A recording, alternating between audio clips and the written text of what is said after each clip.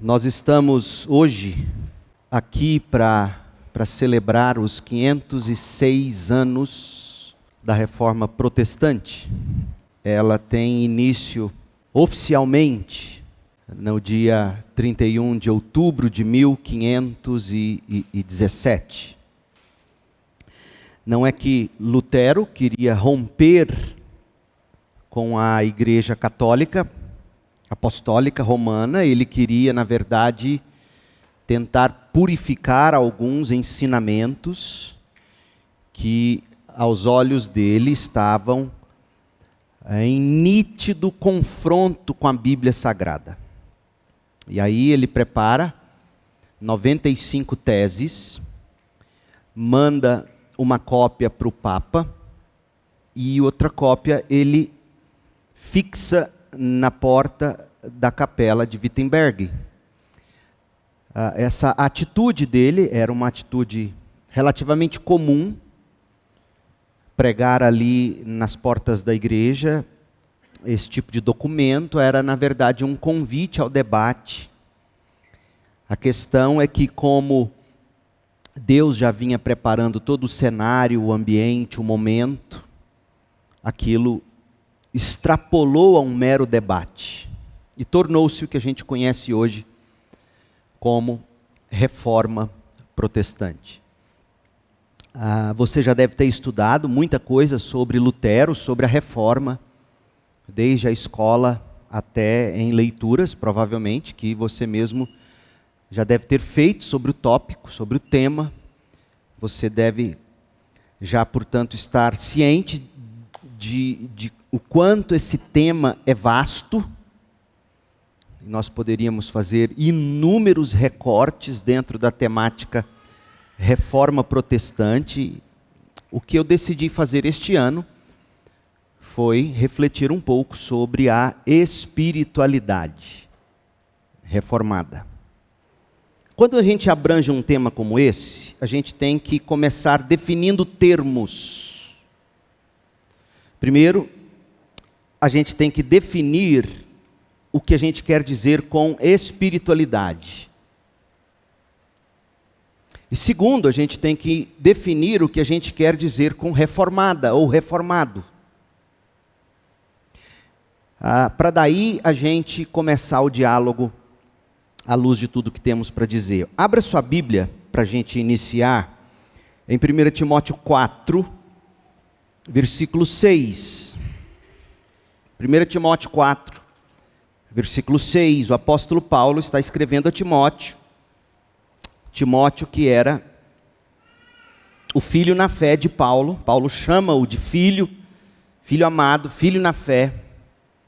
Capítulo 4 é um contexto em que Paulo está tratando da apostasia dos últimos tempos, pessoas abandonando a fé, abandonando Cristo. E já nos dias de Paulo, havia dois extremos que sempre foram comuns na história do povo de Deus. Momentos de secura com Deus, grave isso, secura, aridez. E, por outro lado, tentando combater isso, essa secura, essa aridez, com relação a Deus, com relação à caminhada de fé, existia extremos, misticismos, principalmente. Eu digo isso porque o termo espiritualidade, ele aparece pela primeira vez, ele não aparece na Bíblia, não existe o termo espiritualidade na Bíblia. O que nós temos na Bíblia é uma palavrinha que vamos encontrar aqui, neste texto que vamos ler. Este termo espiritualidade, ele aparece no século 17, entre os católicos romanos, sobretudo, na tentativa de descrever uma vida mais profunda com Deus, sobretudo usando o exemplo daqueles pais do deserto, daqueles homens, daqueles padres ou católicos ou monges, que abandonavam a comunhão e a cidade, a própria família e a sua própria herança tantas vezes, para viver no deserto, longe, entre aspas, das tentações do mundo, para daí cultivar uma espiritualidade profunda com Deus. Espiritualidade profunda com Deus, ou seja, cultivar uma experiência profunda com Deus. Então você começa a entender o que quer dizer espiritualidade. É algum tipo de experiência com Deus. E no caso do século XVII, era uma tentativa de se romper não apenas com a aridez espiritual da maioria daqueles que se diziam cristãos, mas uma tentativa de romper com toda a perversão da igreja. E aí eles criam o termo espiritualidade. Ao longo dos séculos isso sempre foi uma questão. O ser humano se esfria com Deus, a vida dele fica árida, e é preciso então encontrar uma maneira de você reacender esse fogo com Deus, essa chama. E geralmente, esse extremo chamado morte espiritual, aridez, ele é combatido com outro extremo, misticismo, paganismo e outras coisas. Isso aconteceu nos dias da Reforma Protestante, isso aconteceu ao longo da história da igreja e estava acontecendo nos dias de Paulo. Quando ele olha e já começava a perceber apostasia, gente abandonando a fé, gente com aridez espiritual dentro das próprias igrejas que ele havia organizado, igrejas ainda tão novinhas. E aí ele escreve a Timóteo, no capítulo 4 da primeira carta, versículo 6. Expondo essas coisas aos irmãos. Quais coisas? Por exemplo, versículo 4. Tudo que Deus criou é bom, se recebido com gratidão, nada é recusável, porque é santificado pela palavra de Deus e pela oração. Por que ele está dizendo isso? Porque muita gente estava dizendo que para você ter um relacionamento profundo com Deus, você tinha que deixar de comer determinadas coisas, e não podia sequer se casar. E aí ele diz, não é bem assim. Tudo que Deus criou é bom e, se for recebido com gratidão, nada é recusável, porque é santificado pela palavra de Deus, ou seja, passa pelo crivo da palavra de Deus. Então não é tudo que é bom, tem que passar pelo crivo da palavra de Deus, o tudo que é bom. Claro isso? Tem que passar pelo crivo, tem que ser santificado pela palavra de Deus e dedicado a Deus em oração. Então, se você expor todas essas coisas aos irmãos, Timóteo, você será um bom pastor, um bom ministro de Cristo, alimentado com as palavras da fé e da boa doutrina que você tem seguido. Então Paulo está dizendo, você tem palavras de fé, o conteúdo apostólico que eu comuniquei a você, você tem boa doutrina e você tem posto isso em prática. Mas rejeite as fábulas profanas e de velhas caducas. Rejeite esses extremos que estão sendo apresentados como espiritualidade, como experiência profunda com Deus. Rejeite isso. Exercite-se pessoalmente na piedade. Está aí a palavra bíblica. Não existe a palavra espiritualidade na Bíblia, existe a palavra piedade, devoção, santidade, andar com Deus. É isso que a gente quer dizer com espiritualidade, piedade, devoção, santidade, andar com Deus. São expressões bíblicas e que definem muito bem o que é a espiritualidade cristã. A propósito, eu não sei se tem como projetar o QR Code para quem desejar, e na descrição do vídeo ficará um link onde você poderá acessar 5 artigos que eu preparei para vocês, na verdade 1, 2, 3, 4, 5, 6, 7 artigos. Uns grandes, outros menores. 2 ou 3 em inglês, para quem gosta de ler inglês. Se você ler na sequência como a gente colocou aí, você vai ter uma excelente compreensão do que é espiritualidade reformada. Sobretudo, o artigo que tem aí do Weber Campos Jr.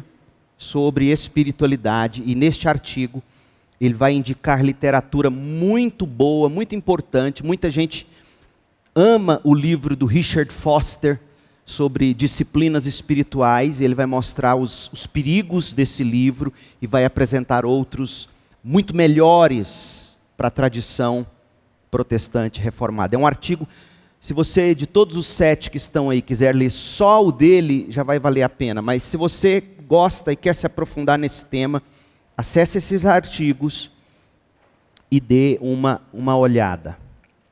Então, o que a gente quer dizer com espiritualidade? É a piedade cristã, é a sua vida de devoção a Deus, é a santidade cristã. Francis Schaeffer, no livro Verdadeira Espiritualidade, que a editora Cultura Cristã relançou recentemente, ele vai dizer que espiritualidade cristã é santidade na prática. E aí o primeiro artigo é uma resenha em inglês, mais pequena, muito inteligente, muito interessante, do livro de Schaeffer. Um autor da Coalizão pelo Evangelho Americano escreveu uma resenha sobre este livro, A Verdadeira Espiritualidade. E você poderá entender, em resumo, o que Schaeffer quer dizer com a verdadeira espiritualidade. Em síntese, é isto. É a palavra de Deus ardendo no seu coração e você praticando isso momento a momento. É a vida vivida diante de Deus pela pessoa que é, como Paulo disse aqui a respeito de Timóteo, pessoa que é alimentada com a palavra da fé, pessoa que tem a boa doutrina, e isso arde no coração, ela ama essa palavra de Deus, essa doutrina, e ela então busca pelo poder do Espírito viver e praticar essas coisas. John Murray, um grande teólogo da Universidade de Princeton, já falecido, tem um comentário dele em Romanos, da editora Fiel, que é um suprassumo. John Murray, ele descreve espiritualidade como a piedade inteligente. É a sua vida de caminhada com Deus a partir da inteligência que a Bíblia produz em você. E isso é tão importante, porque quando você pensa em espiritualidade, você geralmente cai em um de 2 extremos. Ou você cai no ritualismo católico romano, ou você cai no sacramentalismo católico romano. O que é isso? Você tem que participar dos rituais católicos, você tem que cumprir os dias santos católicos. Isso é o ritualismo. Você tem que passar pela missa todo domingo, porque na missa todo domingo Jesus é sacrificado quando o padre, de costas para a congregação, ele lá reza pelos elementos, pela hóstia, pelo vinho. Na verdade, aquela hóstia se transforma no corpo de Cristo, literalmente. O vinho que só ele bebe se transforma no sangue de Cristo, literalmente. E aí você participar desse sacramento dominicalmente, é isso o que salva você. Então ou você cai nesse sacramentalismo católico romano, nesse ritualismo católico romano, ou você cai no misticismo metodista, wesleyano, que recentemente tem expressões no pentecostalismo, no neopentecostalismo. Quem fala muito bem sobre isso é Joel Bick, no livro dele, dessa grossura, mas fantástico. Vale a pena só o prefácio, a introdução que o Joel Bick escreve, publicado pela editora Fiel. O livro se chama Espiritualidade Reformada. E ele descreve isso muito bem. Se você depois der um Google, espiritualidade reformada Joel Bick, você vai cair no resumo dessa introdução de que eu estou falando para você. E ele vai mostrar isso. Então, ainda sobre espiritualidade, a última coisa que eu quero destacar.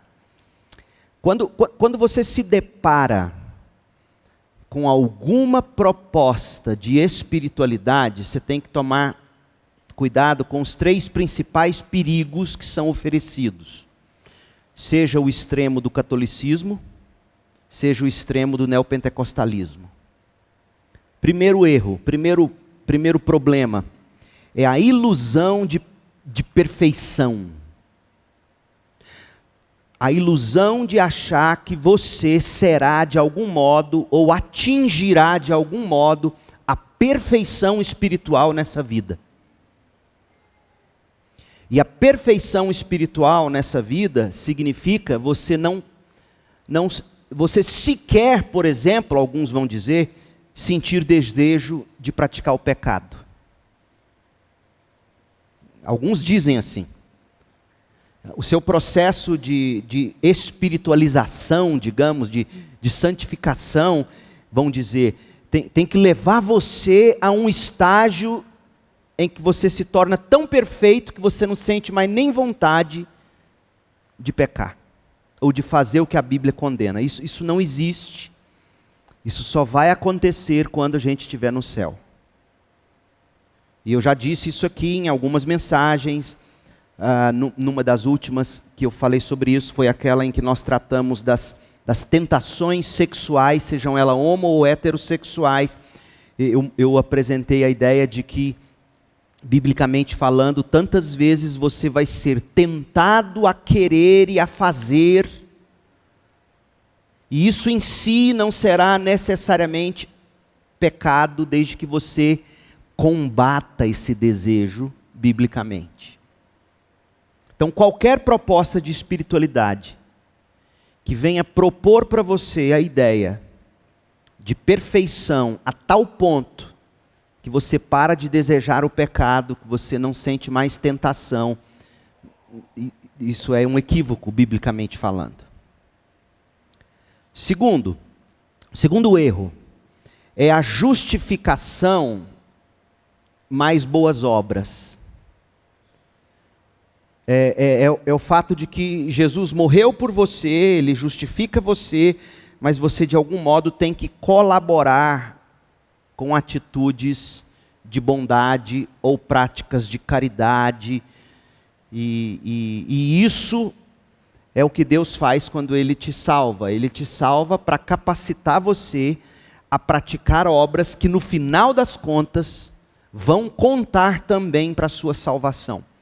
O grande proponente disso no mundo contemporâneo é N.T. Wright, que nesse sentido se alinha sim a algumas questões católicas romanas, e eu falo dele porque os livros dele têm sido publicados como água pela Thomas Nelson recentemente, e ele na nova perspectiva que ele apresenta de Paulo, que na verdade não é nova coisa nenhuma, ela é antiga, o que ele faz é remodelar ela, e ele vai dizer isso, que a justificação é isso, é a maneira como Deus de algum modo também te empodera, te capacita pelo Espírito, a você praticar boas obras, e no final das contas, essas boas obras que você vai praticar, também contarão para a sua salvação. E nossas obras contam em nada para a nossa salvação. As nossas boas obras, sim, comprovam que fomos salvos, mas não colaboram para sermos salvos. Então, o primeiro erro é a ilusão de perfeição. O segundo erro é você querer atrelar a sua salvação com algumas obras que no final vão contar. Você vê isso no movimento neopentecostal. Quando você, por exemplo, ouve eles dizerem que você tem que pagar um preço de oração. Se você não pagar o preço de oração, Deus não vai te dar o que Ele tem para você. É uma perversão assim, absurda do que é a graça de Deus. E o terceiro erro é o desprezo pela Bíblia. Onde as pessoas, num extremo, os católicos romanos vão dar ouvidos para a tradição da igreja, para a interpretação da igreja, para os livros que a igreja julga ser canônicos, as palavras do Papa, ou vão desprezar a Bíblia, como no caso de muitos protestantes ou evangélicos contemporâneos, que colocam sua experiência com Deus como muito acima da palavra de Deus. Eles chegam a dizer que não, se você ficar só com a Bíblia, a letra da Bíblia mata, e se esquecem de que Jesus diz que as minhas palavras são espírito e são vida. Então, se você deparar com alguém, ou alguma proposta de espiritualidade, que apregou algum tipo de perfeição, algum tipo de obra de Deus, mais suas boas obras, e apregoa um desprezo pela Bíblia, ainda que em teoria não, mas na prática sim, você tem que fugir desse tipo de espiritualidade. Então, espiritualidade é a nossa piedade, a nossa devoção a Deus, é a nossa santidade, é o nosso andar com Deus. Reformado. O que significa reformado?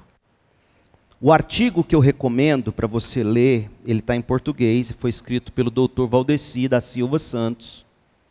Está aí no Drive que você vai acessar.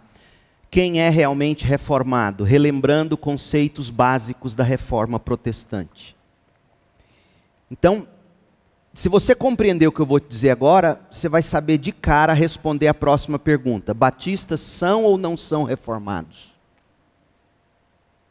Então vamos lá. O que é ser reformado? 3 aspectos. Primeiro é um aspecto histórico. Ou seja, aquele conjunto de doutrinas no qual eu creio, guarda relação com a história da Reforma Protestante? Com os teólogos da origem da Reforma Protestante? Que por sua vez tiveram suas doutrinas enraizadas em Agostinho, grande doutor da igreja do século IV, V, e por sua vez teve tudo isso enraizado no apóstolo Paulo. Então, você consegue historicamente traçar esse conjunto de doutrinas com a fé dos reformadores que calçaram com os doutores da igreja e no Novo Testamento. Se você conseguir enxergar essa conexão histórica, você já deu o primeiro passo para dizer, sim, eu sou reformado. E nesse sentido, os batistas se conectam, sim, historicamente. Por exemplo, a primeira confissão de fé batista, inglesa, por um grupo de igrejas, ela foi escrita com a nítida, com a declarada intenção, já no prefácio dela, 1644, foi escrito para dizer o seguinte: nós não guardamos relação com esses anabatistas fanáticos, nós guardamos relação com a fé da reforma protestante, com Westminster e outras coisas mais. Então, eles estão colocando isso. Nós não somos um grupo dissidente da igreja da Inglaterra que de repente ficou maluco. Sim, existem semelhanças, poucas, algumas, entre batistas e anabatistas, tipo batismo de crentes e não de infantes e assim por diante. Mas o tempo aqui não permite que eu discorra as inúmeras aberrações dos anabatistas com as quais os batistas historicamente nunca guardaram relação. Pelo contrário, historicamente, a julgar pelas confissões de fé, nós guardamos relação com os protestantes. Se você pegar a declaração de fé do batista, que é sempre lembrado pelos batistas brasileiros, John Smith, todo mundo lembra, o primeiro batista, John Smith. Mas se você ler a declaração que John Smith escreveu para a igreja dele, você vai dizer, meu Deus, que absurdo. Por exemplo, ele não proibia que você levasse Bíblia para dentro da igreja. Você não podia ler a Bíblia no papel. Era loucura, você tinha que ter isso de cabeça. E outras tantas coisas mais, que se você pegar, der um Google depois, Declaração de Fé, John Smith, e ler ela de ponta a ponta, você vai ver o quanto muitas coisas eram meio que loucura. Por que então a gente se alinha com ele como os batistas, como um primeiro batista? Porque ele entendeu a necessidade de batismo de crentes por imersão e uma igreja composta de pessoas regeneradas, salvas e que declararam isso pelo batismo. Porque no presbiterianismo, quem é membro da igreja? Os crentes e seus filhos. Nós batistas dizemos, não, membro da igreja são crentes que arrependeram do pecado, creram para a salvação e professaram sua fé pelo batismo por imersão. Então, historicamente, é o primeiro aspecto. O que é ser reformado? O conjunto de doutrinas no qual eu creio guarda relação com as figuras históricas da Reforma Protestante? Se sim, não em tudo. Por exemplo, a gente não guarda relação em tudo com João Calvino. João Calvino praticava o batismo infantil, o que é conhecido como pé do batismo. Batismo infantil. Os batistas praticam o batismo de crentes, que é conhecido como credo batismo. Então, nesse ponto, nós não guardamos relação com Calvino. Calvino defendia o sistema presbiteriano de governo, onde a autoridade final de uma igreja não está na assembleia da igreja, mas no presbitério, que é acima da igreja, em termos de autoridade. E para você ter uma ideia, o pastor da igreja não é membro da igreja, ele é membro do presbitério. Nós não guardamos relação nesse sentido com Calvino. Nós entendemos, como congregacionais que somos, que a corte última de apelação da igreja é sua própria congregação, ela tem autoridade sobre todos, inclusive sobre os seus pastores, a congregação reunida. Nós não guardamos relação nesse sentido de presbiterianismo com Calvino. Também não guardamos relação com Calvino, que defendia que o magistrado ou o juiz tem que impor pela espada e, se necessário, a pena de morte àqueles que não cumprem a lei de Deus. Nós não cremos nisso. Nós cremos na separação de igreja e Estado. Então, nós não somos pé do batismo, pé do batistas, como Calvino foi, não somos presbiterianos e não somos pela punição do magistrado sobre aqueles que não guardam a lei de Deus. E tantas outras coisas também malucas que Lutero cria.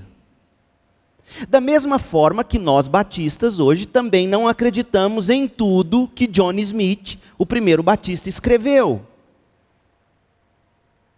Ainda assim, nós guardamos sim relação em aspectos históricos no que diz respeito à fé.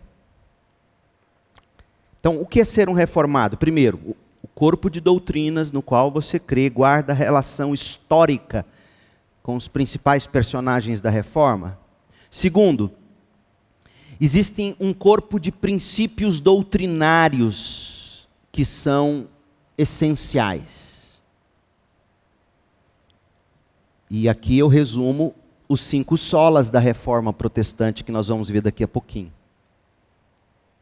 Então, para ser reformado, você tem que, em primeiro lugar, entender a soberania da graça de Deus sobre todas as coisas, inclusive sobre a salvação.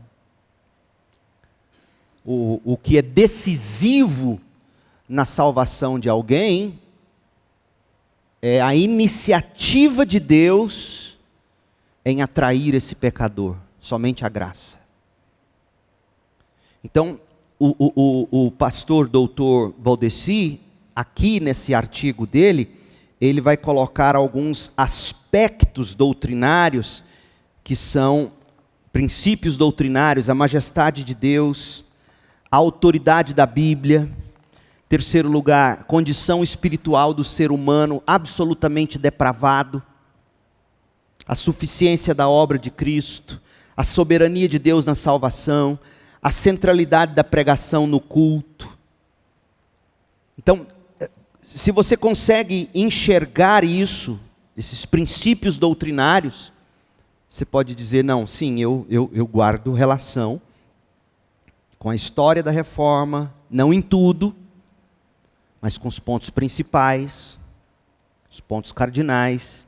Eu guardo relação com os principais temas doutrinários, que é o caso das confissões de fé batistas.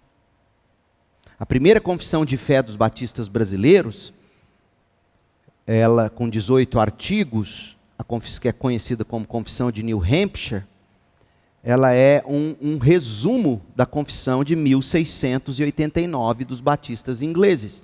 E adivinha? A confissão de fé de 1689 dos batistas ingleses foi uma cópia modificada da confissão de fé de Westminster dos presbiterianos. Historicamente, os batistas nunca tiveram dificuldade em nutrir comunhão com reformados e presbiterianos, com as seguintes exceções: o governo de igreja e o batismo infantil, a membresia de igreja para crentes. Filho de crente não é membro da igreja. Até que ele, por si mesmo, compreenda que é pecador, arrependa, creia e professe a fé pelo batismo. Então, aspectos históricos, aspectos doutrinários, sobretudo os aspectos, os 5 solas da reforma. E a perspectiva cultural, ou seja, o reformado ele sempre entendeu a graça comum de Deus sobre todos. E ele sempre entendeu o seu mandato cultural no sentido, como Deus vai dizer em Gênesis 2, que nós devemos, Gênesis 1 e 2, que nós devemos exercer domínio sobre a criação. Então, o reformado ele sempre se entendeu como alguém que é muito mais do que apenas pela conversão de pessoas.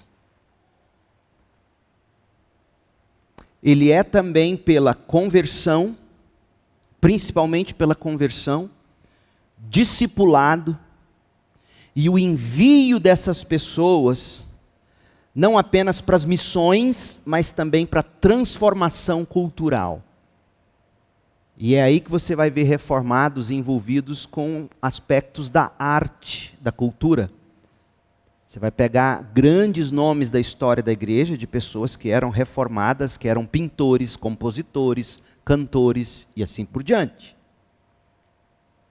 Você vai pegar, depois procure, faça esse exercício de casa, procure os grandes artistas da história que se declaravam protestantes reformados. Rembrandt, um dos maiores pintores da história, era um protestante reformado holandês. Músicos diversos, Shakespeare e tantos outros. Então, o reformado ele tem esse aspecto histórico, ele se conecta com os personagens principais da reforma protestante, tem esses aspectos doutrinários, que são os alicerces, principalmente os 5 solas, e a perspectiva cultural, ou seja, nós pregamos o Evangelho para salvar e santificar pessoas, de um modo que elas, por sua vez, serão enviadas para salvar outras pessoas e para ser sal da terra, luz do mundo, redimindo a cultura decadente, corrompida, como é a nossa. Ou seja, o reformado ele não é do tipo que foge das ciências. Ele mergulha nelas, sabendo que tudo é dele, por ele e para ele, a saber, Deus. Tudo é dele, por ele e para ele, inclusive a cultura que precisa ser redimida. Está claro isso? Então, espiritualidade e reformado. os batistas nesse sentido. E aqui tem um excelente artigo, pequenininho, que você pode ler, está em inglês, eu não tive como traduzi-lo, do Timothy George, mostrando os pontos que fazem com que os batistas sejam sim, reformados. E depois vale a pena. Mas se você entendeu esses 3 que eu acabei de descrever, você entende por que a gente não tem nenhuma contradição em dizer que batistas são protestantes, reformados.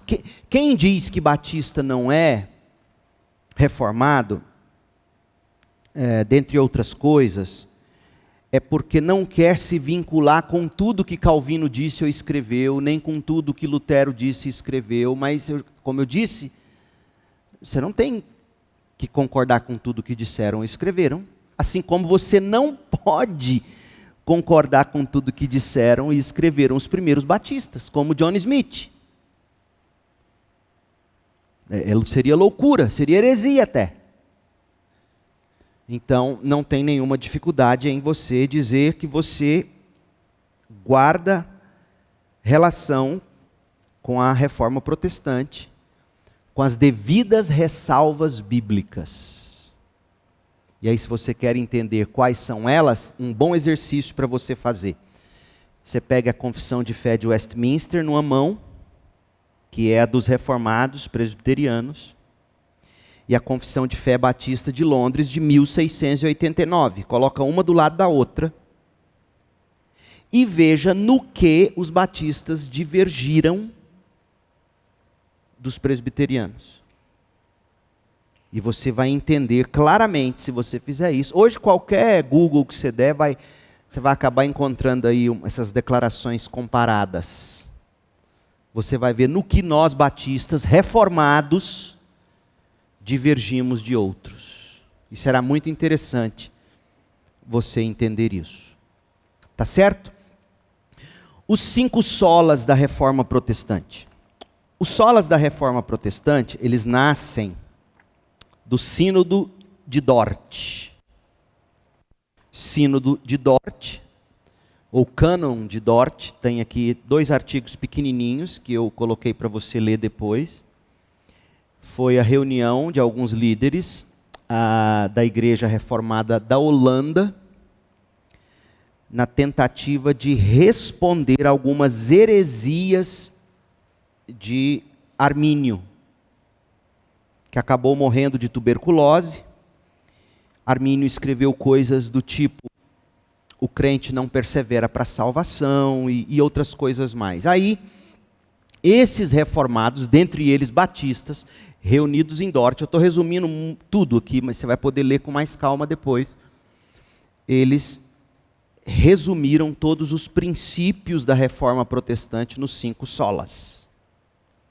E quais são os 5 solas? Somente a Escritura,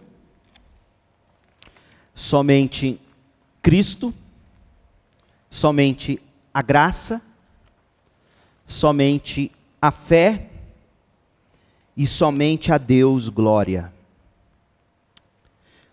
Somente a Bíblia, não levamos em conta a tradição da Igreja Católica Romana, somente a Bíblia.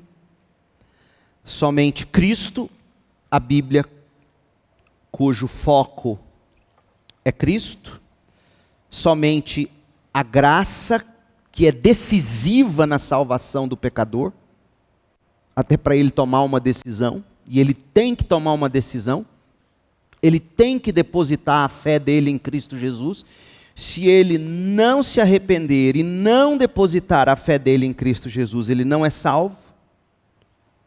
Mas o que é decisivo não é a decisão do pecador, é a iniciativa de Deus em regenerá-lo, e ao regenerá-lo, convencê-lo do pecado, dar a ele arrependimento e colocar nele fé. Então, o que é decisivo não é a decisão que a gente toma. O que é decisivo é a iniciativa de Deus, somente a graça. Somente a fé e somente a Deus glória. Agora, eu quero então ouvir, talvez haja alguma pergunta até aqui, antes de nós entrarmos no sola, se a gente tiver tempo, eu não sei se vamos ter, para a gente... o que é o interessante você e eu fazermos agora? Seria a gente pegar cada um dos solas e o que eles significaram em síntese, e fazer com que esses solas lancem luz ao tipo de espiritualidade que hoje é apregoada na igreja evangélica, ou praticada. Lembrando que espiritualidade é o quê? É a sua caminhada com Deus, é o seu relacionamento com Deus, que se traduz também em atos, em posturas, em palavras e posturas, em comportamento, etc. Então, à luz dessas doutrinas centrais da reforma, somente a Escritura, somente Cristo, somente a graça, somente a fé, somente a Deus, glória.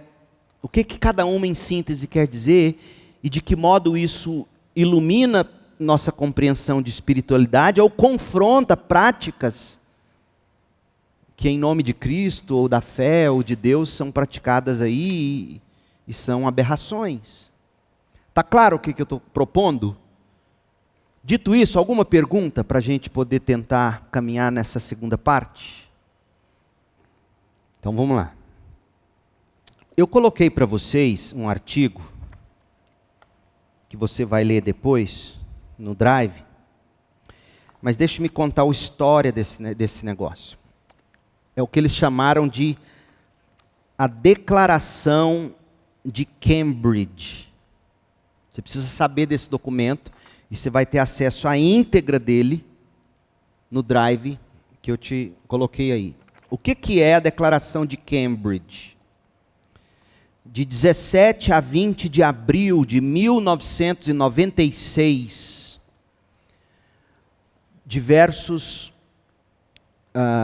teólogos, pastores reformados, dentre eles batistas, como Albert Mohler, que é o presidente do Seminário do Sul dos Estados Unidos, se reuniram em Cambridge, Massachusetts, para avaliar o movimento evangélico em crise. E aí o que eles fizeram? Eles pegaram os 5 solas, definiram eles em parágrafo pequenininho, e comparou eles, cada um deles, com os problemas da espiritualidade contemporânea. Então, esse documento, que você vai ter acesso a ele, para você ter uma ideia, ele foi assinado por homens como James Boyce, Michael Horton, livros conhecidos dele no Brasil, Albert Mohler, R.C. Sproul, Genevieve, David Wells e outros. O que eles fizeram? Olha o que ele disse. As igrejas evangélicas de hoje estão cada vez mais dominadas pelo espírito deste século, em vez de pelo espírito de Cristo. E é curioso isso, porque o que o movimento neopentecostal vai dizer? Não, a gente segue o espírito. Se você está seguindo o impulso do seu coração, você não está seguindo o espírito. Como evangélicos, nós nos convocamos a nos arrepender desse pecado, de seguir o espírito deste século e não o espírito de Cristo, e a recuperar a fé cristã histórica. No decurso da história, as palavras mudam. Na época atual, isso aconteceu com a palavra evangélico. No passado, evangélico serviu como elo de união entre cristãos de uma diversidade ampla de tradições eclesiásticas, que tinham em comum o evangelho. No passado, quando você se dizia evangélico, você estava dizendo que você era confessional. O que é ser confessional? Isso é muito importante você saber, jovem. Confessional é você entender que a Bíblia é sua única regra de fé e prática. Mas você a interpreta à luz de uma história história de homens e mulheres que vieram antes de nós e que deixaram sintetizados para nós aquela que é a linha mestra da Bíblia em termos de doutrina. Então, ser confessional é saber que a sua igreja tem uma confissão de fé e você anda por ela. Hoje, se você disser isso para algum evangélico, até entre batistas, infelizmente, vai dizer, não é assim. Eu não sigo o que os homens interpretaram da Bíblia, eu sigo o que eu entendo, o que Deus me dá de interpretação da Bíblia. Pronto, é aí que está toda a confusão que existe. Então, confessional é alguém, e nossa igreja ela é confessional, a Batista, segunda Batista em Goiânia. Está ali o estatuto de fundação da igreja que não deixa eu mentir. Essa igreja foi organizada dizendo, nosso corpo de doutrinas está resumido nos 18 artigos de fé, nossa confissão de fé. E a maneira como nós nos comportamos está resumido no nosso pacto. Historicamente, os batistas sempre foram assim. Nós acolhíamos as verdades essenciais do cristianismo conforme definidas pelos grandes concílios da igreja. Além disso, os evangélicos também compartilhavam uma herança comum, que eram os solas da reforma protestante do século XVI. Se você chegasse no William Bagby, no Zacarias Taylor, que foram os missionários fundadores dos batistas no Brasil, e perguntasse se eles criam nos 5 solas, eles diriam amém. E por que eu te digo que eles diriam amém? Porque o livro de teologia deles, no seminário lá nos Estados Unidos, foi o livro do James Boyce, que a editora Pronobis publicou, onde o Boyce dizia da grande confissão de fé de Westminster, na qual beberam os batistas, e assim por diante. Então é muito triste olhar para a história batista contemporânea e ver as pessoas rechaçando o protestantismo, a reforma, dizendo que Batista nunca foi reformado. Essa gente, ou elas não conhecem a história, estão agindo por ignorância, ou elas estão agindo de má fé. Conhece a história e prefere negar, e aí dá um jeitinho. Isso para mim só pode ser má fé, porque historicamente nunca foi assim. Então, é preciso a gente redefinir sola escritura. O que significa somente a escritura? Somente a escritura significa que a gente reafirma a Bíblia como sem erros, única fonte de revelação divina escrita, única para constranger a nossa consciência, a Bíblia. A Bíblia sozinha ensina tudo o que é necessário para a nossa salvação do pecado, e é o padrão pelo qual todo comportamento cristão deve ser avaliado. Então, por exemplo, o caso do namoro, que a gente estava discutindo no início. Você quer avaliar se é correto começar a namorar numa determinada idade tão cedo. Se você é cristão, protestante, reformado, você crê no sola escritura. Então a resposta para a sua dúvida, devo ou não namorar com 12, 13, 14, 15 anos, não pode ser o que todo mundo está fazendo na escola. Não pode ser seus desejos. Tem que ser o que a Bíblia diz. Não é nem se seu pai deixa ou não deixa, é o que a Bíblia diz. Entende o que quer dizer somente a Escritura? Somente a Escritura vai definir se o que você está pensando em fazer é certo ou errado, pode ou não pode. Não são seus desejos, não é a cultura, não é a tradição da igreja. É o que a Bíblia diz.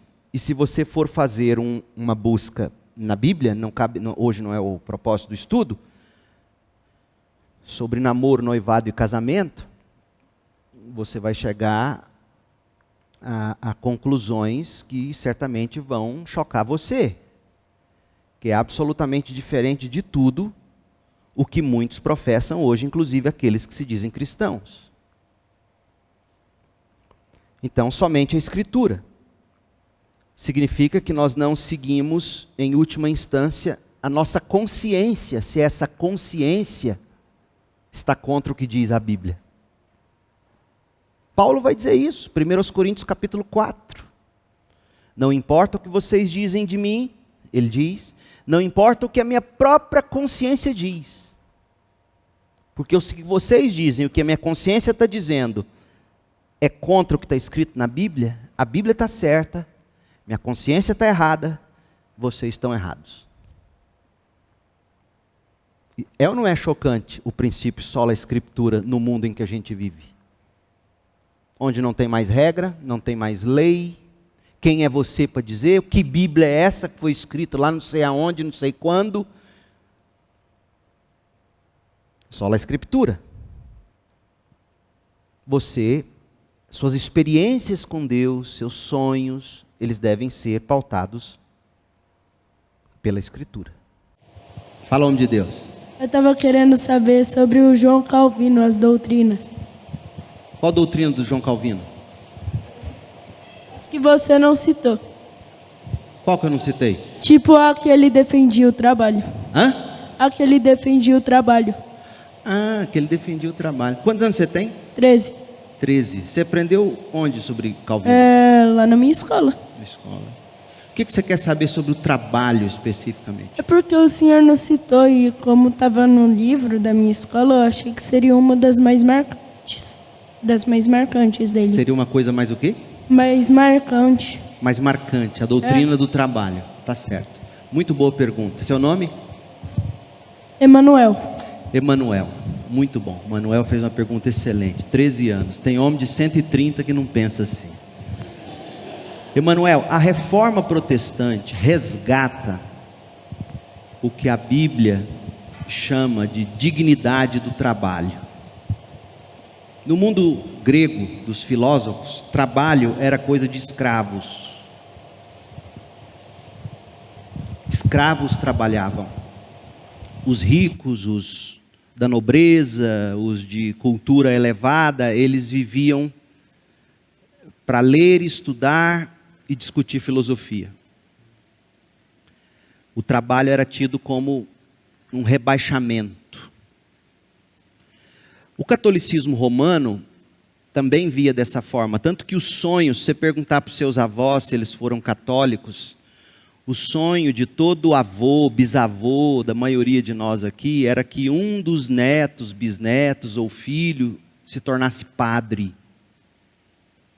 Porque era muito nobre, o padre, o sacerdote, esse sim vive uma vida de vocação, de dedicação a Deus.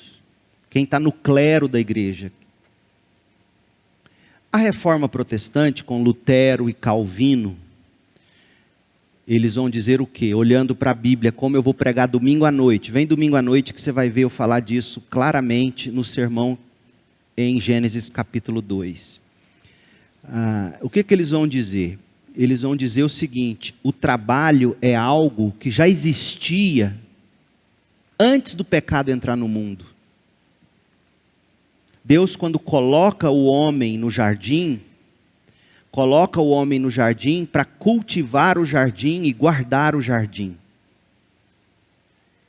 E o que eu vou dizer no domingo é que essas duas palavras, cultivar e guardar, elas são usadas no Antigo Testamento para descrever o trabalho dos levitas e dos sacerdotes no templo.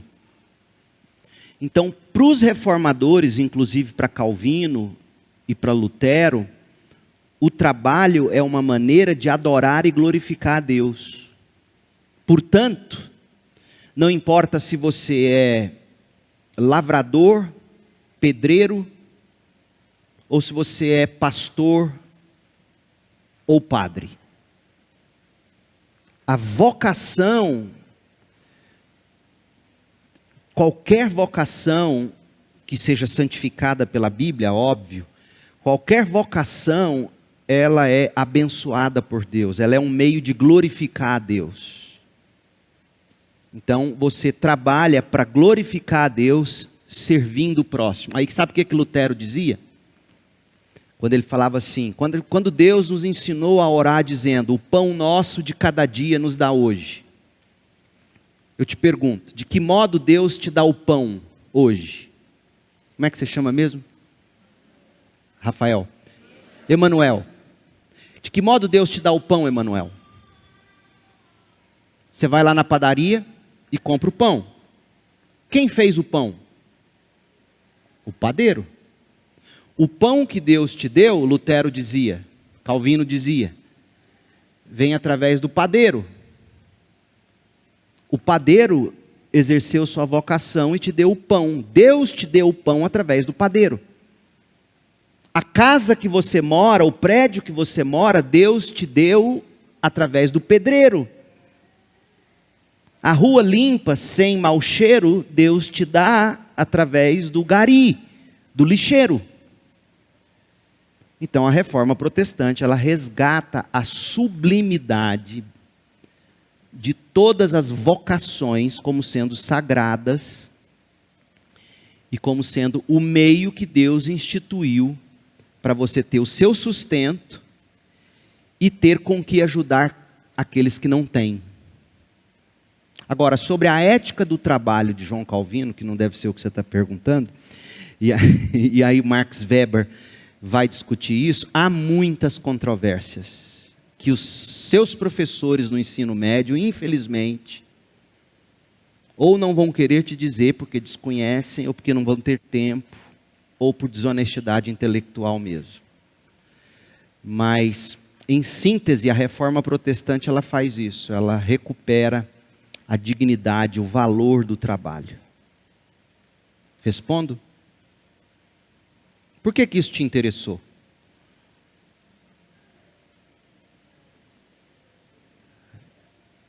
O que ele falou, Jorge?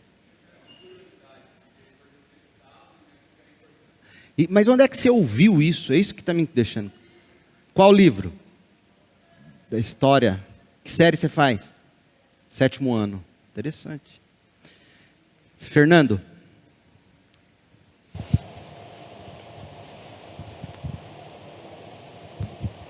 Pastor, eu só queria complementar, porque eu me recordo também quando eu estudei, eu acho que eu estava no 7º, e eu lembro certinho do meu livro, também quando veio escrito. E a abordagem que trazia no meu livro de escola sobre Calvino, falando a respeito da ética do trabalho, é que Calvino identificava que o trabalho era a maneira que Deus distinguia aqueles que tinham sido aprovados daqueles que não tinham sido aprovados. Ou seja, daqueles que eram salvos, daqueles que não eram salvos. E aí, por isso que causava tanta doideira na cabeça, porque eu começava a pensar, aí o professor fazia relação, e eu lembro ele falando isso na sala, que Calvino acreditava que os ricos eram os caras que eram salvos, porque eles trabalhavam e tinham dinheiro, logo eles eram abençoados, e os pobres não eram salvos, porque eles não tinham dinheiro, ou se trabalhavam, ganhavam pouco, e aí logo Deus tinha abençoado eles menos. E eles trabalhavam essa perspectiva. E aí eu lembro que durante um bom tempo, antes de conhecer a doutrina reformada, eu achava que o que Calvino tinha falado era isso. Então eu abominava Calvino, falava assim, ó. E pode ser que de alguma forma, não sei se o professor dele falou isso, mas pode ser que tenha sido essa informação que lembra que eu citei Max Weber? Max Weber é quem populariza a ética do protestantismo usando João Calvino. E há estudos recentes, inclusive, onde Max Weber é grandemente combatido porque ele interpretou errado o pensamento de Calvino na questão da ética do trabalho. Porque se você pegar a raiz da reforma, que foi o que eu tentei discutir em linguagem bem simples, quer dizer que todas as vocações são nobres, adivinha o que vai acontecer com quem começa a trabalhar cedo, se vendo como quem tem que trabalhar primeiro para glorificar a Deus, servir seu próximo, e como Paulo vai escrever em Efésios 4, ter com o que poder ajudar quem não tem. Quem roubava não roube mais, mas trabalhe para ter com que ajudar quem não tem. Adivinha o que vai acontecer com gente trabalhadora assim? O que vai acontecer com elas? Vão prosperar de algum modo. Vão prosperar de algum modo. Não vai ser todo mundo milionário, todo mundo fazendeiro, óbvio, mas vão viver muito mais acima da pobreza do que a maioria que não enxerga assim. E aí o que acontece? Acontece com essa distorção de Lutero, que fizeram sobre Lutero, sobre Calvino, essa distorção que fizeram sobre ele, você cria uma antipatia com relação ao pensamento dele, porque o pensamento dele jamais pode ser resumido nesse parágrafo. Ele escreveu as Institutas, que é um calhamaço de 4 enormes volumes, para você de fato ver o que ele quer dizer sobre isso ao longo de todos os seus escritos. E a lógica é essa: se você é trabalhador, se você faz isso para a glória de Deus, se você pensa no bem do próximo, não é que Deus vai te abençoar porque você está sendo trabalhador, é porque a coisa mais normal de acontecer é que você vai conseguir ter com o que abençoar e sobrar para você. Quantos não conhecem a história da vozinha que ganha salário mínimo, mas sempre teve dinheiro para emprestar ou dar para o filho que vive endividado? Por que isso acontece? Ora, por 2 motivos. Logo, a fidelidade de Deus na vida dessa irmãzinha. Mas quem aprende desde cedo a trabalhar, dar o dízimo e viver contente com os 90% que, entre aspas, lhe sobra, essa pessoa tem muito mais chance de juntar e ter na vida do que quem gasta tudo dissolutamente. É muito simples. E se tem algo que a história do protestantismo revela, é isso. Quanto mais generoso, menos você gasta consigo. E quanto menos você gasta consigo, adivinha? Mais vai sobrar. A matemática é muito simples. Então, por isso que você vai ver nos países protestantes o enriquecimento das pessoas, em comparação ao que era a vida em nível de favelados, desde a Grécia Antiga até a Europa medieval. Não é? Diga.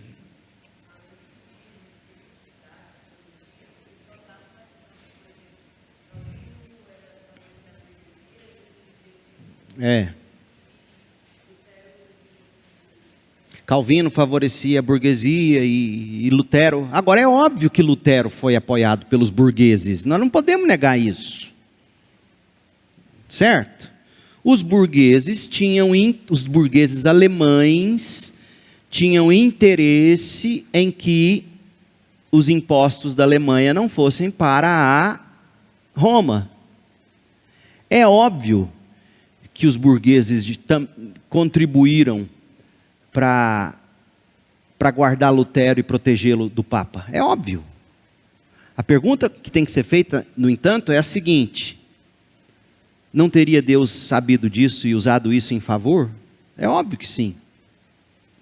Agora, quem lê de fato os escritos de Lutero, suas cartas, seus tratados, seus comentários bíblicos, sobretudo no livro dos Salmos, você vai ficar surpreso em descobrir que ler Lutero é a coisa mais fácil que tem. Lutero escrevia para menino de 5ª série entender. Porque ele tinha consciência de que nem os padres dos dias dele eram educados o bastante para entender. Então ele pregava e escrevia de um modo muito simples, todo mundo entendia. Então quando você lê os sermões dele, principalmente em Salmos, em Romanos, não tem como você dizer o que dizem os livros didáticos contemporâneos, que atribuem a reforma protestante apenas ao favorecimento da burguesia. Isso é mentira. Porque não é isso que está nos sermões de Lutero, nos comentários bíblicos, nas cartas, nos tratados que ele escreveu. O que estava de fato angustiando Lutero era a deturpação doutrinária da Igreja Católica Romana, o enriquecimento dos papas, da cúpula da igreja, em detrimento da pobreza do povo, a prática promíscua da igreja. Ele queria ver isso mudando. O ponto de Lutero não era que a burguesia fosse mais rica e assim por diante. Isso aí é desonestidade e aqui foge ao escopo de hoje a gente discutir o que o marxismo cultural e tudo mais fez com os livros didáticos e não é de hoje, né? Pode me explicar melhor o que foi a Contra-Reforma? O que foi o quê? O que foi a Contra-Reforma? A Contra-Reforma foi a reação da Igreja Católica Romana à Reforma Protestante. Em síntese, foi isso. A Igreja propôs uma Contra-Reforma. E aí, o que ela fez, em essência? O que ficou mais marcante e afeta a Igreja até hoje, a Igreja Católica Romana? Se a Reforma Protestante dizia somente a Bíblia, e não a tradição da Igreja, o catolicismo tentou encontrar uma maneira de dizer que quem definia o que era a própria Bíblia era a Igreja. Então, se é a Igreja que define quais são os livros canônicos ou que devem estar na Bíblia, onde está a autoridade suprema? Na Bíblia em si ou na Igreja que define o que é a Bíblia? Na Igreja. E foi aí que na Contra-Reforma eles incluíram os livros que hoje estão na Bíblia católica e não estão na protestante. Baruque, Macabeus e outros tantos. Eles não vão chamar esses livros de não canônicos ou apócrifos, como a gente chama. Eles vão chamar de deuterocanônicos, ou segundo cânon. Mas em síntese foi isso. A Contra-Reforma quis reagir a esse avanço da Reforma, e a maneira que eles encontraram foi de tentar recolocar a autoridade da Igreja no devido lugar. Porque até hoje, o que esses católicos, essa ressurgência do catolicismo histórico está fazendo no Brasil, Brasil Paralelo e outros, o que eles estão mostrando? Eles estão mostrando que a Reforma Protestante foi a primeira grande revolução do mundo contemporâneo. E foi mesmo, foi uma revolução. E essa revolução, quando tirou a autoridade do Papa, deixou todo e cada indivíduo como sendo sua própria autoridade. Em alguma medida, eles têm razão no que eles estão dizendo. Mas essa não é toda a verdade. Eles têm razão no que eles estão dizendo, como eu disse em momentos anteriores, aqui hoje mesmo, quando você chega num protestante, num evangélico, e diz para ele dos credos e das confissões históricas, ele vai dizer, não, mas isso aí é o que os caras pensaram no passado. Eu e Deus, eu e minha Bíblia é outra coisa. Esse é um efeito prático de você tirar a autoridade do Papa e colocá-la na Bíblia somente. Alguns vão interpretar mal essa liberdade. Você leu algo sobre Contra-Reforma nos livros?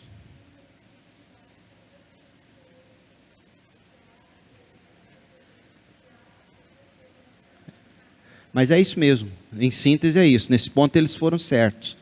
A Contra-Reforma é uma tentativa da Igreja Católica de se sobrepor à Reforma Protestante. Isso é fato. Danilo?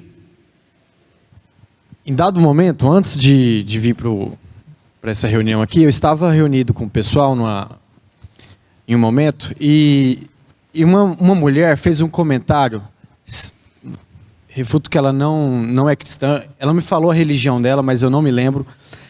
Mas ela falou que na última semana ela leu algo que a espantou, que foi que o Brasil é o país que possui mais cristãos no mundo. Logo após isso, na mesa ali foi posto a situação atual do país. Uhum. Dado o momento, qual que é o ponto que o cristianismo perdeu o sal? Porque, logicamente, se nós somos o país que possui, o Brasil é o país que mais possui cristãos, por que nós estamos dessa maneira? E qual que é o nosso papel como cristãos reformados de salgar a terra? Qual que é o nosso papel na sociedade como missão? Como que eu faço para entender o nosso chamado? Eu como homem de Deus e adolescente, crianças aqui, o que Deus tem para a minha vida? Boa pergunta, Danilo. A questão é a seguinte, já no Evangelho de João, você encontra uma multidão que seguia Jesus. E já no Evangelho de João, o próprio João faz questão de mostrar para nós que dentre aquela multidão de discípulos, ele chama toda a multidão de discípulos, porque discípulo no Evangelho nada mais é do que um seguidor de Jesus, ou um seguidor de um mestre. Dentre aquela multidão de discípulos, tinham os que eram verdadeiramente discípulos. Então, nessa multidão de cristãos, e de fato essa porcentagem parece estar certa, percentualmente o Brasil parece ser, sim, hoje, o país com maior número de cristãos, católicos romanos, protestantes, etc. Isso não significa que sejam todos verdadeiramente cristãos. O que vai definir um verdadeiramente cristão? Alguém que de fato nasceu de novo. E que por ter nascido de novo, usando aqui a teologia do Evangelho de João, ele vai praticar as coisas que Jesus ensinava.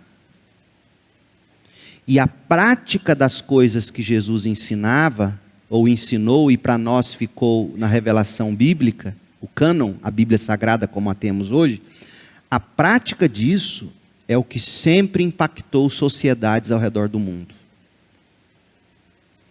Então, o que a gente precisa entender hoje no Brasil, em primeiro lugar, volume não é garantia de verdade. Não é. Nunca foi. Isso não é dizer que os reformados, os que são bíblicos, têm que se contentar com igrejas que não crescem, se vitimizar. Não estou dizendo isso. O que eu estou dizendo é outra coisa. Primeiro, volume não é sinônimo de verdade. Na Bíblia a gente encontra inúmeros exemplos.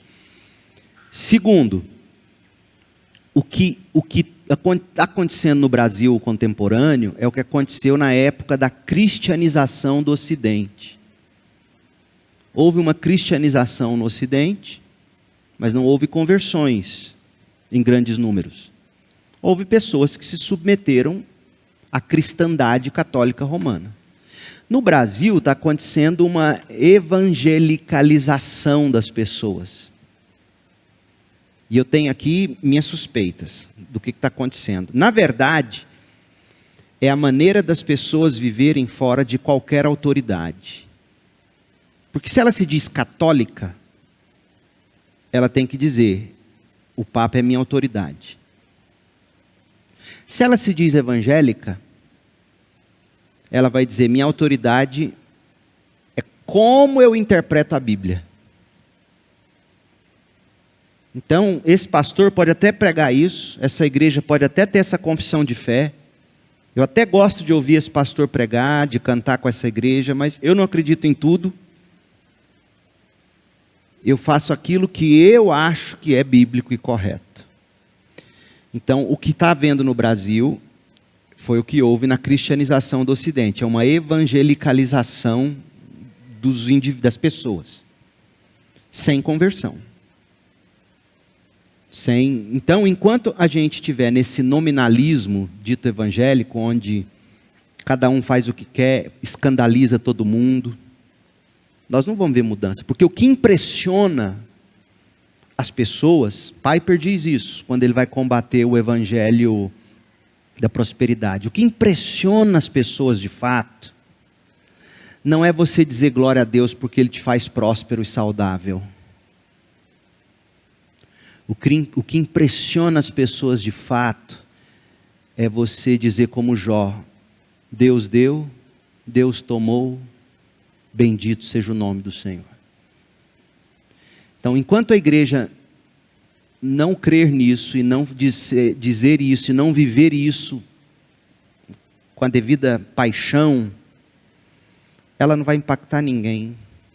Porque que diferença faz um coach hoje, secular, e aqui não é uma crítica à profissão coach necessariamente, não estou criticando, mas que diferença há entre alguém assim, alguém que sobe ao púlpito se dizendo pastor e vai ensinar os membros a investirem para ser rico, ou a viver de um determinado modo para prosperar ou ter dinheiro? Isso não impressiona o mundo. Então nós não vamos causar impacto. Agora, o que nós deveríamos fazer como reformados? Se a gente entende que é somente pela graça, que a graça é decisivamente necessária para iniciar algo redentor no Brasil, a gente precisa de duas coisas: um retorno para as Escrituras, banhados de oração. E se tem algo que protestante reformado não sabe fazer, é orar. Enquanto a gente não aprender a orar individual e coletivamente,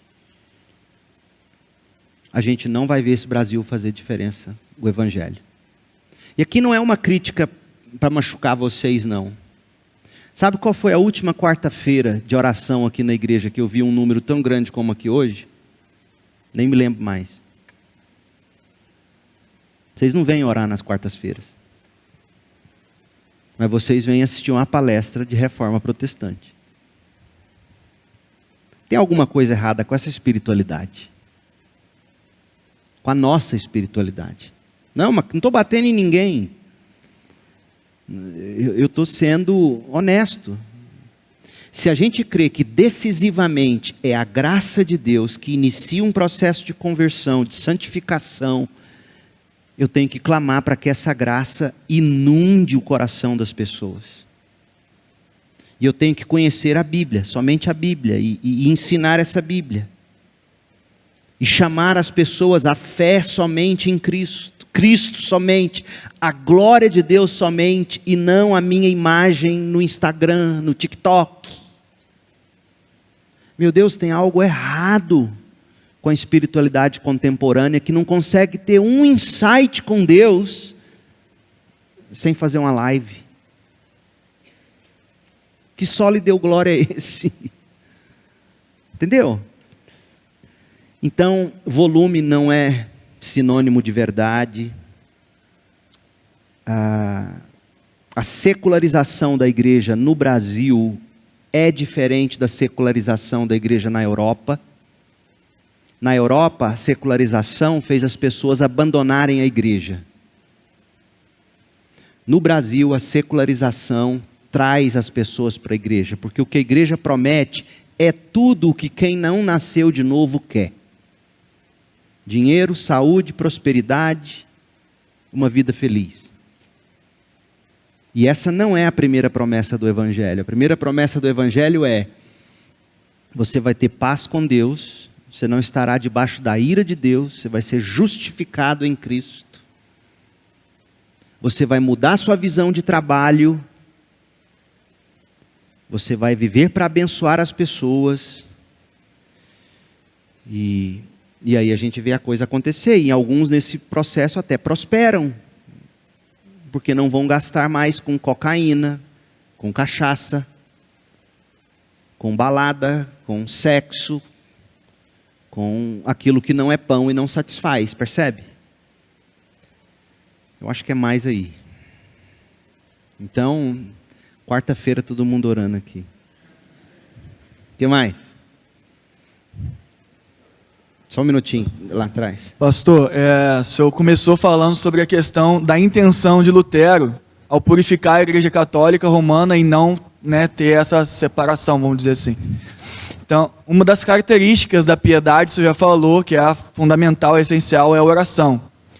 E quais eram as características de piedade na vida cotidiana desses reformadores, que foram os puritanos também, tiveram parte disso, e quais são as referências de reformadores e puritanos que o senhor tem para poder nos trazer e a gente poder conhecer um pouco mais a biografia deles?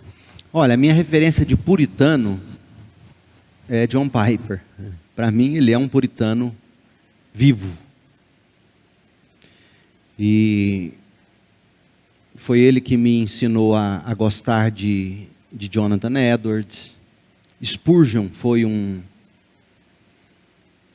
puritano fora do tempo. O que é outro herói? Jonathan Edwards, Spurgeon, Piper. E qualquer um outro desses que J.I. Packer vai dizer nos livros lá, Entre os Gigantes de Deus, o que Joel Bick coloca nos escritos que já temos dele em português e tudo mais. Mas se eu fosse você, eu me concentraria no que Piper escreveu e já tem em português. Se você dominar a trilogia dele, Uma Glória Peculiar, lendo a Bíblia sobrenaturalmente, Exultação Expositiva, se você ler o livro dele, Fome de Deus, que é sobre jejum e oração, você vai entender o que seria essa prática piedosa de que a gente tanto precisa hoje. Você não precisa ler muitos puritanos. Você tem que ler várias vezes e a fundo, como vai dizer todos eles. Hoje mesmo eu estava vendo um vídeo do Paul Washer mostrando a biblioteca dele. E a biblioteca dele é 1, 2, 3 paredes assim. Nada contemporâneo, só puritanos. Agora, ele tem a vantagem de ser americano e ler e falar inglês fluentemente, a língua nativa dele. Nós não temos. Se você pegar um escrito puritano, John Owen, na língua original, você vai ficar maluco, porque tem frases lá que são do tamanho de um parágrafo. Era a forma antiga de se escrever e de se falar o inglês. A gente não vai conseguir entender. Então, pega o que nós temos aí já dele, Piper. E eu leria muito e releria muito o Piper. E eu diria a você, jovem, muitos de vocês entendem inglês. Ouçam os sermões do Piper. Ouçam os sermões dele, as exposições de livros que ele faz da Bíblia. Ele pregou durante quase 9 anos em Romanos, 256 sermões. Eu já ouvi essa série 3 vezes. Ouça, vai caminhar ouvindo.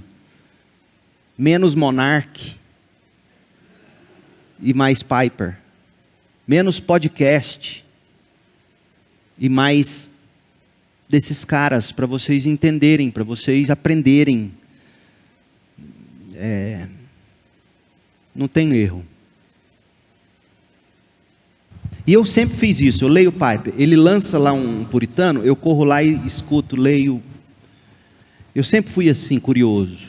E Deus me deu o privilégio de estudar nos Estados Unidos e ter aprendido inglês. E hoje tudo que eu uso do inglês é nesse sentido. Eu ouço essas coisas, eu leio essas coisas. E eu acho que vocês, jovens, adolescentes, fariam muito bem se usassem o inglês nessas coisas. O Piper tem uma série de sermões biográficos. Comece a ouvir os sermões. O primeiro, lá anos atrás, lá em Jonathan Edwards. E aí ele vem, todo ano ele pregava sobre um desses puritanos, ou heróis da reforma, sobre a vida deles e as lições da vida deles, num sermão só. Começa a ouvir isso. Quem pode, quem consegue. Se não, usa o Google Tradutor, traduz o que está lá e leia. Você vai aprender muito com isso. A última aqui. Diga. Fala você, ele vai ser o último. Sim. Vendo que os pentecostais surgiram no meio dos protestantes, como que a espiritualidade reformada enxerga na origem a questão do cessacionismo e do continuismo dos dons do Espírito? Dentro da fé reformada, você vai ter cessacionistas e continuistas. Piper é continuista. Nicodemos é um cessacionista moderado. Ele não é totalmente continuista. O Carson é um continuista. Schreiner é um cessacionista, que é um teólogo batista reformado que tem se tornado reverência, principalmente em teologia bíblica. Então você vai ver, eu acho que eu sou um cessacionista moderado. Eu não creio nas línguas como hoje são praticadas, não creio mesmo, não consigo achar, não estou julgando experiência pessoal de ninguém, porque o que me guia é o sola escritura, e quando eu vejo muito do que tem sido praticado em termos de línguas estranhas, fere em muito. Eu creio que a gente pode orar por cura, claro. Eu creio que alguém pode ter algum tipo de profecia ou revelação, claro, mas isso não é a norma. Então você vai ver muitos, Spurgeon cria em profecia. Ele conta até histórias tem um livro do Gruden, Wayne Gruden, chama Profecia. Lá no final, ele cita vários autores reformados e puritanos que criam na continuidade dos dons, e cita até experiências interessantíssimas, inclusive do Spurgeon com dom de profecia. É um livro do Wayne Gruden por uma editora não muito conhecida, chama Profecia, dele. Se achar, na Antioquia tinha outro tempo atrás aí. Pastor Jair tem, você pode dar uma olhada nele. Pastor, voltando ao assunto da secularização da igreja, analisando pela história, na tentativa da igreja de conquistar os romanos, cederam em alguns pontos, principalmente na arte, para agradar os romanos e esses fazerem parte da igreja. E nisso, criou um cisma entre os ortodoxos e os católicos romanos. Se a gente pensar do nosso meio evangélico, algumas igrejas que se dizem evangélicas, que cedem a pontos seculares, até que ponto a gente pode pensar que isso é correto e bíblico, se diferenciar desse pessoal que se diz evangélico, mas cede às coisas do mundo?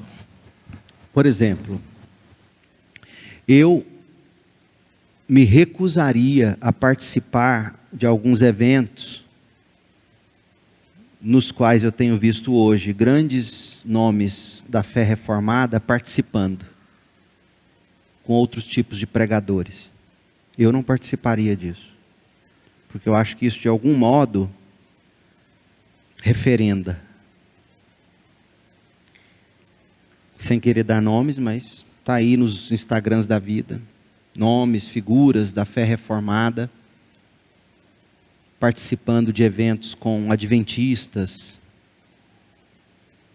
e outros movimentos. E olha que adventista, historicamente, sempre foi considerado seita, hein? Recentemente é que está todo mundo aí. Enfim, então, eu não misturaria com...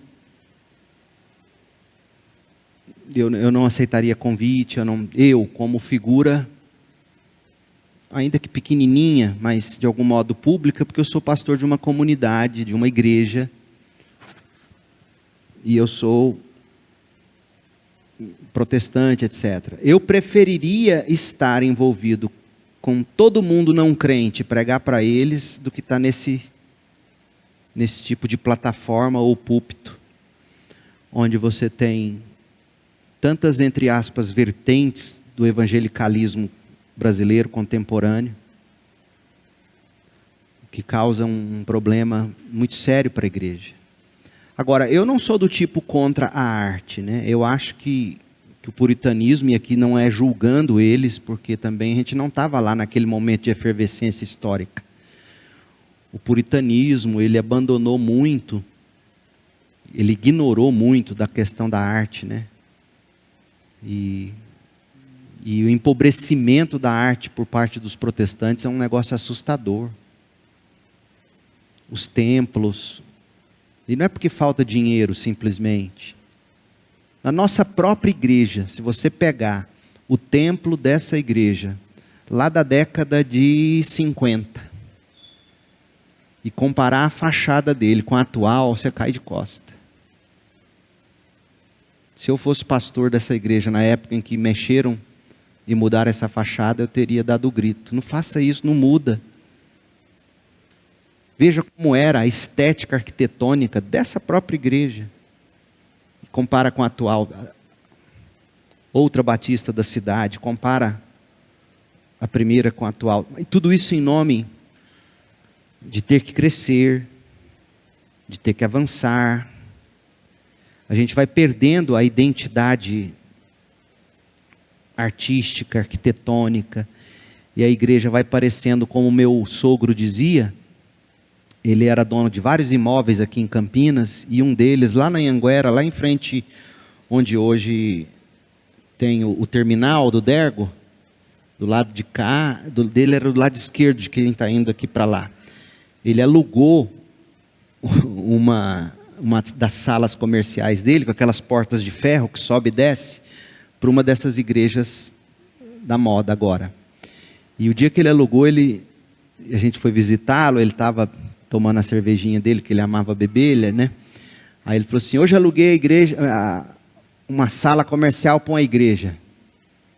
Que povinho sem noção. Como é que aluga um prédio que parece um boteco e põe o nome de igreja?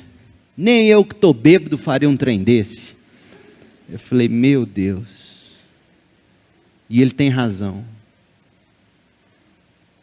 A gente acabou com a preocupação estética.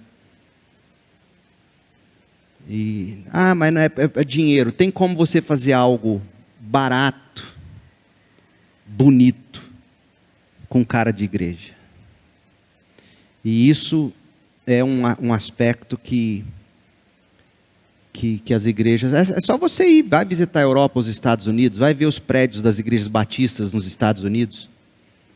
Veja os prédios que os batistas americanos construíram quando eles chegaram no Brasil.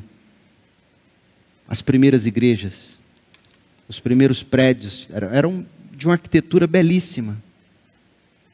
E a gente foi perdendo tudo isso. E isso é ruim para nós. A gente não tem qualquer identidade. Que Deus nos abençoe. Sexta que vem, quero ver a casa cheia para a gente falar de namoro. Vamos orar? Pai, muito obrigado por esta noite, este tempo tão agradável aqui. Que o Senhor nos abençoe com graça e sabedoria e discernimento. E que o Senhor mesmo mova o coração de todos. Para que possamos amar Jesus, somente Jesus. Abraçá-lo somente pela fé. Movidos somente pela graça, pautados somente pela Bíblia, tudo isso somente para a glória de Deus.